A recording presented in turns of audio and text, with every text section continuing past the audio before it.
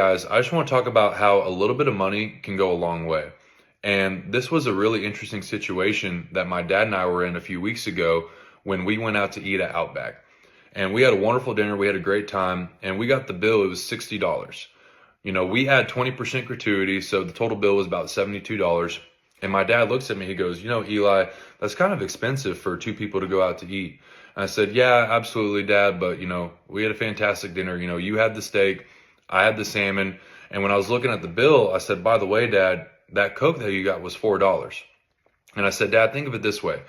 If you went out to eat every single day, whether it be lunch with your business associates or dinner with your significant other, and you paid for a drink, whether obviously it's a Coke or a tea or whatever it may be, if you got a drink every single time you went out to eat, that's $3.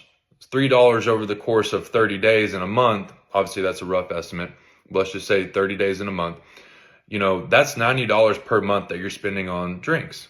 Now, $90 per month equals over $1,000. It's $1,080, over $1,000 per year. I said, could you not use $1,000 in your bank account or towards your retirement savings, towards your emergency savings, towards your individual brokerage account, towards saving for a down payment on a home or insurance for your family? Whatever the case may be, could you not use that extra $1,000 every single year if you just ordered water instead of a soft drink at the restaurant whenever you go eat? And he goes, man, Eli, I've never thought of it that way. And obviously, compounded over 20 years, you're going to have extra $20,000 if you just saved up in your checking account. But if you take historically what the stock market has done, which is about 8% per year, now that $1,000 a year over the course of 20 years is $23,000. So just as you can spend a little bit of money every single day, you can probably save a little bit of money every single day. And the compounding effect that that's going to have, whether it's working for you or against you in your financial plan, is going to have a drastic effect on your situation. So guys, I've told a few clients this and they thought it was a really interesting concept as well.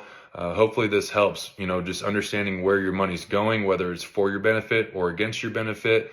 Have a really detailed plan for where your spending is going, just like your savings is going. So thank you guys for your time. Hope this helped.